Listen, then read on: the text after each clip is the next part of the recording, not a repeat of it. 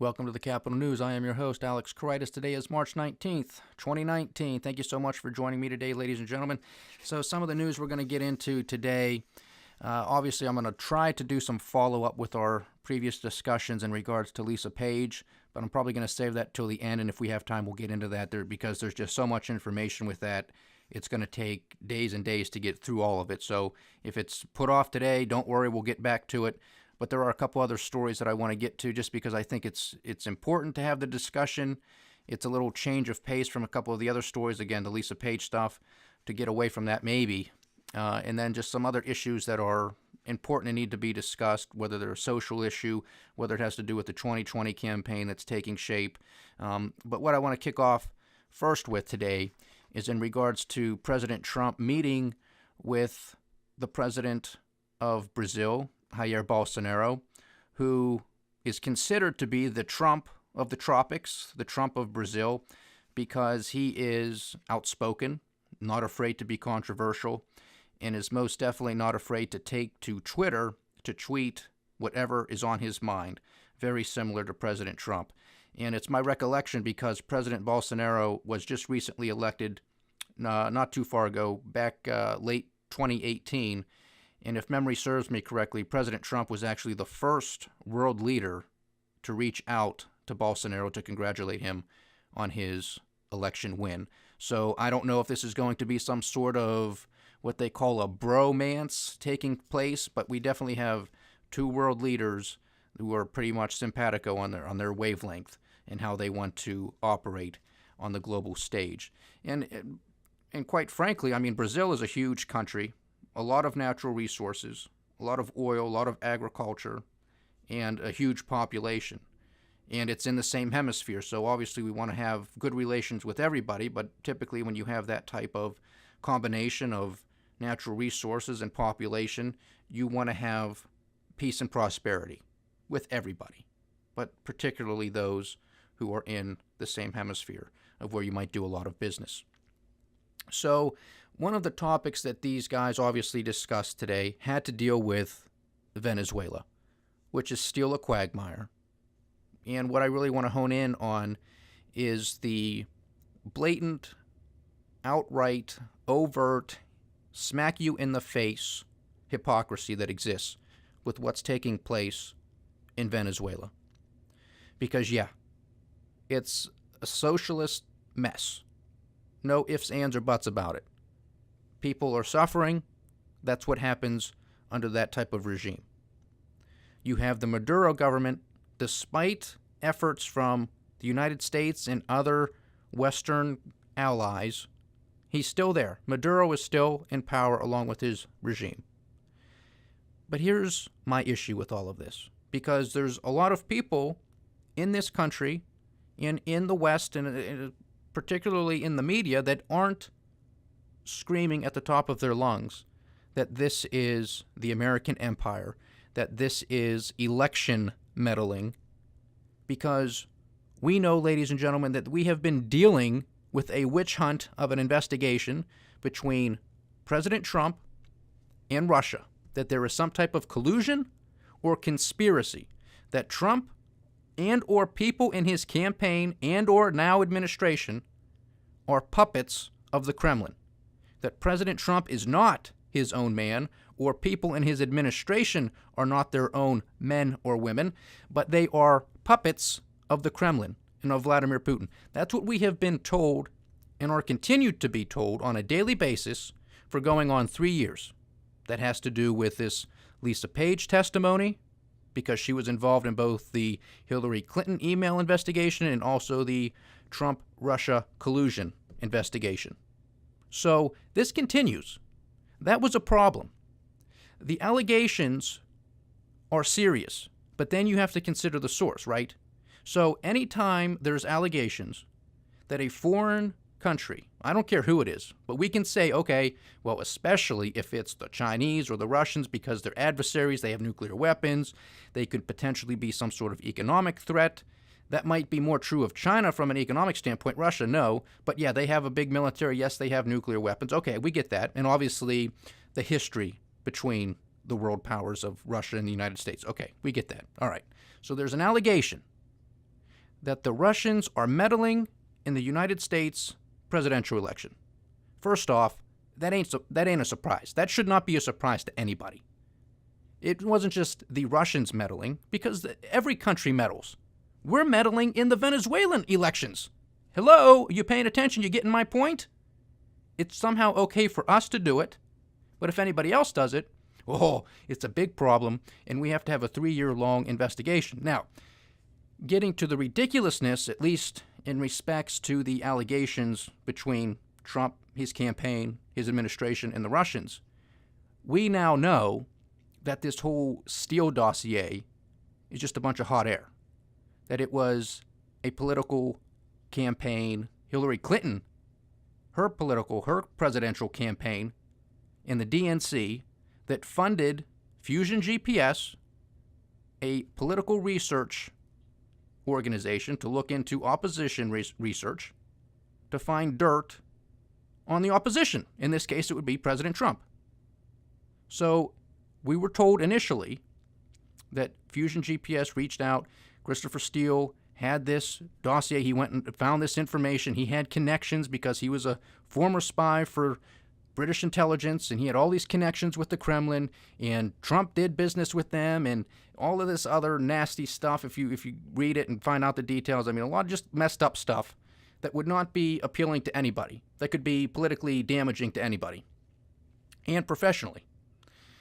That's what we were originally told. Now it's coming to light that this was not necessarily written by Christopher Steele, but that, in fact, Fusion GPS wrote most of this document, if not the whole thing.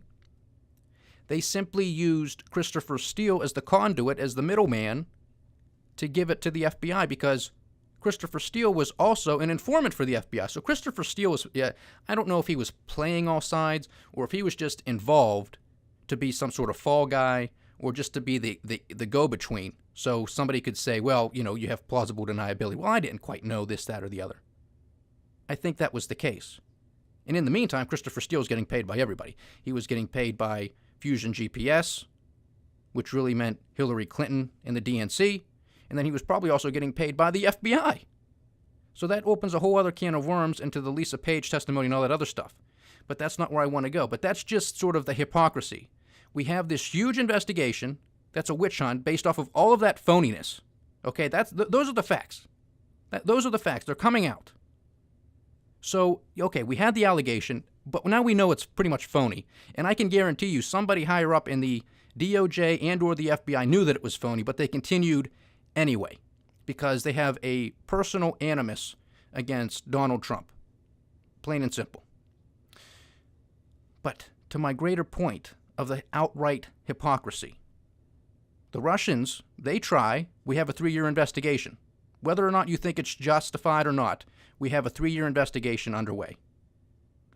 We have a special prosecutor who is going on 2 years in his investigation. What's the outcome going to be? We still don't know. But at least from what we can gather from all this other stuff, there's no there there. There's no there there. But the United States, we can interfere anywhere. We can go into Afghanistan. We can bomb the hell out of them. We can be there for 20 years, spend trillions of dollars we don't have. Thousands of Americans get killed, injured, wounded. Tens of thousands of Afghanis get killed, injured, wounded, displaced. Same thing with Iraq. We can do it. We can spend trillions of dollars that we don't have. We can put political leaders in positions of power that we want, not that the people want or it's a charade. We put them in there, and that's okay. We can do it with money we don't have, costing lives, not only of Americans, but of those foreigners, Iraqis, Afghanis, wherever we're at. Then you got to remember, then we go into Libya. We're in Yemen. We get into Somalia. We're in Syria. It doesn't end. This is the swamp. This is the military-industrial complex, which if you follow this show, you know is alive and well. All you have to do is look at the stock prices of Boeing, Raytheon, Northrop Grumman, Lockheed Martin. I mean, they're making money hand over fist. So much for draining the swamp. I just don't see it yet. If we want to have a national conversation in regards to what the United States of America is and ought to be, let's do it. If we want to be an empire in nation build, Let's put that to a vote. Let's just say it. I'm all about transparency and openness. I talk about a lot of these other petty stories that were in the news, the Jussie Smollett stuff. I mean, it was messed up, but that's rather petty in the grand scheme of things. Now you got the college admission scam. That's pretty messed up too, but that's small and minor in the grand scheme of things. Let's just say it. Come on, this is what you want to do. Let's do it. You want to have an American empire? Let's vote on it. Let's say, we're going to kick everybody's ass. We're going to take everything. Let's stop tiptoeing through the tulips. Let's just go do it. You want to go into Venezuela? Go into Venezuela. I told you, half sarcastically, but somewhat serious too. Send Senator Marco Rubio down there. Put him down there. It's an American empire. He can be the governor. He can be the president of Venezuela. Make it happen. Let's put this to a vote. Because we don't have the money, and I'm tired of sending young men and women all over the world in messed up situations that don't get resolved. And then they come home, they're not fully taken care of, they're not fully appreciated, and a lot of them, tragically, are committing suicide at a huge rate that nobody wants to talk about. That's a tragedy. But it's American empire. If we want it, let's vote for it. If we want it, let's vote for it. But the powers that be don't want to have that vote outright because they know they'll lose. And rightly so. But we have to do it. These are the things that are done in our name that most people object to. And this is why there's so much animus around the rest of the world towards the United States of America. Don't get me wrong. This country has done so much good, it's not even funny. And if you follow this podcast, that I defend this country and free market capitalism all the time. But if you follow this show, you also know that we no longer have free market capitalism in here in its purest form or anything close to it. We have been hijacked. We have been taken over. This is fascism. This is socialism. And now we have the lunatic fringe getting more and more mainstream, and 2020 is going to erupt. Believe you me when I tell you, it is not going to be pretty. And none of this is even being discussed. None of this is even being discussed. We're more interested with Jussie Smollett, blackface in Virginia. By the way, what happened there? That's off the stage. College admission scams. Bob Kraft getting a quote-unquote massage in Florida. I mean, this is what occupies the minds of the American people. What about the American empire right in our face, spending our money, doing things that we say is wrong if somebody else does it, but we can do it? That does not make sense to me. Because it's not like this is just a one and done from the American people or from the American elite, the military-industrial complex, the people, the power behind the scenes, the power behind the throne. This is a pattern. It's not just Venezuela. If it was just Venezuela, then maybe you could make the argument, well, we don't do this. But it's so important here in Venezuela for the people of Venezuela that we have to do this. But it's not. It's not. It was Afghanistan. It was Iraq. It's Libya. It's Syria. It's Yemen. It's Somalia. It's all over the world. So we have an American empire. Why we can't say that is beyond me. Well, not really. They don't want it to be. They don't want it to be out in the open. They don't want it to be out in the open, even though it is. They don't want that discussion. They don't want any serious discussion. So let me know your thoughts on that, because I think it's important, because that's not going to be something that's likely to be discussed in 2020. If anybody brings it up, you might actually have Bernie Sanders bring that up. The other candidates, I highly doubt it. He might bring it up just simply because he's brought those types of issues to the floor before. But these guys are so radical now and so far to the left, and they're just going to try to outdo each other on everything, which we're already seeing, whether it's free Medicare for all, whether now it's free child care for all, whether it's free college. The next thing, it's going to be debt forgiveness, a $1.5 trillion student debt liability that exists.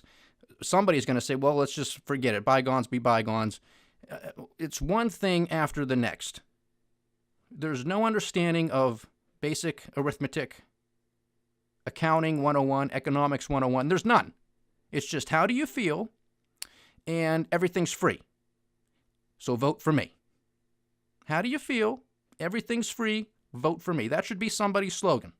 You could put it on a bumper sticker, make a nice T-shirt out of it. This is what we're dealing with in the midst of empire, of building an empire. So what's going on? And now one of the main reasons you have to be cynical of this too, we're not going into Venezuela because the poor little people of Venezuela, there's poor little people all over the world. But we pick strategically where we go. And is it just a coincidence that all these places that we go into are either geographically situated for military bases and or their natural resources of oil and natural gas, of which Venezuela has some of the best and biggest of both oil and natural gas? Seems kind of coincidental that so does Iraq. So does Libya. Syria is strategically positioned geographically. I mean, it ain't just a coincidence, folks. Don't be made a fool. Don't let these people say it's for God and country and say, okay, you get right behind them. Because people are getting killed in your name. You okay with that? I'm not. But it's your opinion too. You can have your say, you can have your vote. But it's my job on this show to voice my opinion and to say it how I see it. So this disgusts me because it ain't right. But if you want it as a people, let's put it to a vote. We either do what our founders said or we don't. Very simple. Now, moving on with some other news, which again is probably more of a social issue, but this is also a follow-up to a previous show in regards to social media and the First Amendment, really with regards to the freedom of speech and freedom of the press. And what I'm getting at here is in regards to Twitter and Devin Nunes, the congressman from California who is suing Twitter for, get this, $250 million because he is claiming that he is basically under attack on Twitter from fake accounts. And given Twitter's policy and use policy, that's not supposed to happen. Because Devin Nunes believes that if he were to say a lot of the things that people say to him, he would be kicked off. And if you recall that podcast, it wasn't that long ago, where I was referencing an interview in another podcast, Joe Rogan's podcast, when he had the CEO, Jack Dorsey of Twitter, on his show, along with his lawyer from Twitter. And then there was another, I don't know if he has a podcast, but there was another individual during that session where he was basically taking the other side, because obviously Twitter was going to defend their issues, but then this other gentleman was there to say, look, you guys, we're all for freedom of speech and freedom of press and all this stuff, but there seems to be some bias involved. And this guy was not, believe you me, he's not a conservative. He's very much a liberal. And he was saying, you guys you seem to have political bias and you attack conservatives and Republicans. Because those people are the ones who get, not only do they get suspended, but a lot of them get banned. And they're banned for life. But then there's people on the left who they might get suspended, but they don't get banned.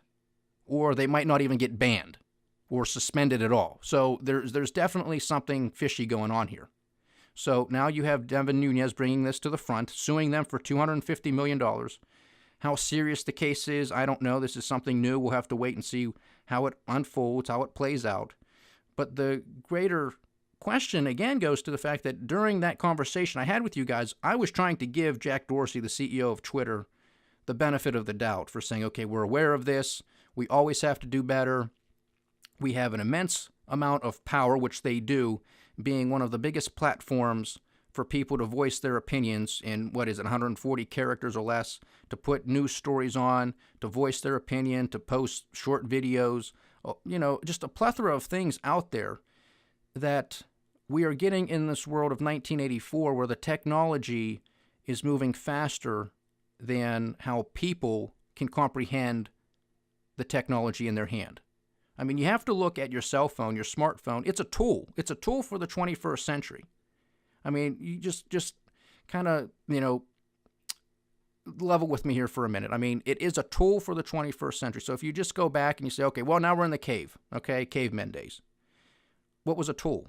I mean, a stick. You sharpened the end of it, now you got a spear. But you have to know how to use it. Well, how many people understand the power that they have in their hand when they're using their smartphone? I mean, cavemen, you probably trained your children how to sharpen a stick and how to use it because they have to know how to use it for survival when they're outside the cave, right? That makes sense. If that wasn't the case, we probably wouldn't be here today. What do we do with iPhones? We just give them to everybody. You're an adult, you got a kid, young teenager, maybe even younger. Here's a smartphone. Here's a several $100 piece of equipment. You have no idea what it is, but here, have at it. That to me is just nonsensical. And when you look at all of the studies that are now coming out, and you see, especially in regards to social media, how many young people, especially, are suffering from depression and anxiety because they don't know how to use this tool. Because they see all of these people, what looks to them like they are living the best life ever. They're on some fantastic vacation, some great resort, some great beach, in the mountains, whatever, fancies you. And they're just taking picture after picture, video after video, and it just seems like they have the best life ever. Meanwhile, you're here sitting on your couch, going through social media, doing nothing. So you have a whole bunch of young people who are not out there experiencing the world. They're not even outside playing anymore on their bike or playing backyard football or anything. They're just on their phone on social media. This is going to have huge ramifications as we go down the stream, we go down the river, believe you me. And this is simply because nobody took the time to learn what this tool actually is and what it does and the power that exists within it. I mean, if you look at a lot of these big tech companies, they don't even allow their own children on social media or to use a lot of this technology because they know damn well that it's harmful to their development and to their growth. If they're not letting their kids use it, maybe we shouldn't be letting our kids use it. Just a thought. But again, to this whole Twitter thing. We're going to have to stay on top of this to see what comes of it because this is big. This is not small potatoes. Regardless of whether it's $250 million or whatever, it makes really no difference. The fact that there is a lawsuit being brought by a congressman of the United States of America is very telling. And it brings it to the floor, right in front of us. And we have to pay attention to this because it's not just Twitter. It's Facebook, it's YouTube, it's all of them, because they have an immense amount of power as to what gets shown to everybody else and also what does not. And it's that what does not get shown to everybody else that's the concern. Because are they programming these algorithms to somehow pick up on whether it's a certain person or it has a certain political tilt to it? I mean, what's going on here? Because if you have a certain political ideology that is suppressed, you're asking for a world of hurt because it's just a matter of time before the genie's out of the bottle. Somebody leaks some document, a disgruntled employee, somebody hacks something, and it's found out that, yep, Twitter's skewing it, yep, Facebook's skewing it, yep, YouTube's hiding this, suppressing this, that, and the other, and you're going to have a huge problem on your hands. I mean, these companies shouldn't be involved doing this to begin with just because of what it'll do to their share price. I mean, they'll collapse if it comes out that they are involved in some sort of political ideology suppression. But at the same, I mean, this was the delicate balance that now exists in the 21st century in this 1984 Orwellian world. We have a few companies that have immense amounts of power over the information that we see, hear, discuss. That, just like the last example I was bringing up with the American Empire, that needs to be a national discussion. This needs to be a national discussion. What are these companies' roles now in American politics and in American life? Because it's only going to get bigger and bigger from here because people are becoming more and more reliant on that tool in their hand, that smartphone. And this is how we communicate now. We have a president who uses it every day and uses it rather effectively because he gets political bias from the mainstream media. There's no ifs, ands, or buts about that. Now, that doesn't mean every single story that comes out against him that's negative isn't warranted. A lot of it is warranted. But there's definitely fake news. Most definitely. I mean, we've seen the apologies. Some of them are, half you-know-what apologies, but others are maybe a little bit more sincere. But we know that there has been fake news stories out against the president and other Republicans. So this is something that we have to stay on top of because It's very, very important. And I hope I'm making sense on that. And I'd like to hear from you. In addition to some more news, I do want to give a brief follow-up to some of the Brexit stuff. If you recall yesterday, the Speaker of the House of Parliament, John Bercow, said we're not going to have another vote on Theresa May's Brexit deal because we already had one, and we're not going to waste the time of the House, the Parliament's time, on voting for the same thing. So the Prime Minister now has to either come up with another parliamentarian trick, or she has to go back and try to change in a fundamental way the deal so that another vote can be taken up in Parliament. This is again, I don't know if this was a cynical play by Theresa May and her government to prolong this Brexit, which again is going on 3 years now, and we're 10 days away. It's March 19th. March 29th is the deadline. That's when Brexit is supposed to take place. Come hell or high water, that was supposed to take place that day. Now, we're probably going to have an extension of some sort, but even that is not guaranteed because you have to have a vote by the 27 members of the European Union that are all in agreement, because they gave the Theresa May the second chance. They said, we're not going to give you a third chance. This is the EU saying this to the people of the UK. We've given you a second chance. You're not going to get a third one. Well, now they're going to have to give them a third one, or they're going to say, we're going to stick to our guns. You're not getting a third chance. We don't like the uncertainty. Shame on you. You had 2.5, 3 years to iron out these details. You didn't do it. Now it's, you're just going to have to deal with it. It's just either going to be a hard Brexit, or, you're going to have to pull something out of your back pocket that nobody's expecting and get it approved. And you have 10 days to do it. So get to it. Good luck. That's going to continue. This mess is going to continue. As I've stated here many times before, I hope the people in the UK revolt if this does not happen. They voted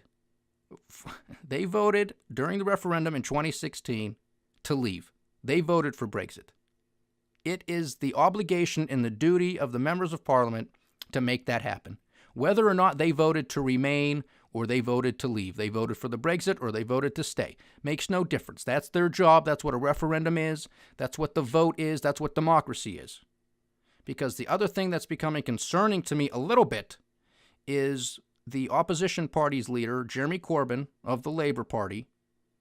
He's wishy-washy because he's skating.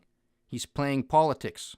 Because if this thing doesn't pass and doesn't go through, there's the possibility that a general election is called or a vote of no confidence is called, and Jeremy Corbyn may very well likely become the next Prime Minister of the UK. So he's trying to dance around, well, I don't want a second referendum, but I don't like Brexit. So you can't get a straight answer out of this guy, which is, par for the course, but that's what this world is in desperate need of. It's in leaders who have answers, not people who want to be wishy-washy and say, well, we're going this way and then now we're going that way. No. So even if this guy gets in, Jeremy Corbyn, this ain't going to be the end of the story because he doesn't have a backbone as far as I can see to say, this is the way we're doing it, this is where we have to go, and this is what we're going to do. So this saga is going to continue. If there is an extension, it'll probably be a rather long extension. It might be 3 months at first, but I don't know what they're going to accomplish in 3 months, what they couldn't accomplish in 3 years. So don't be surprised if there is a cynical play in the background, and this thing gets extended for even further than that, if not years, which better not be the case. And if it is the case, the people of the UK better revolt. So I'm going to leave it there for today, ladies and gentlemen. Thank you so much for joining me. I'm going to have to pick up on some of the Lisa Page testimony tomorrow. Definitely going to get into that because there are some other good juicy nuggets of information. But again, if you have two brain cells to rub together, you could piece this together yourselves. But just that we have it in black and white is very interesting, and it just goes to the fact that it truly is a department of no justice. So please like, share, subscribe, get the word out. Leave your comments. I'd love to hear from you. Again, thank you so much for joining me. This is the Capitol News. I am Alex Koritis. Godspeed.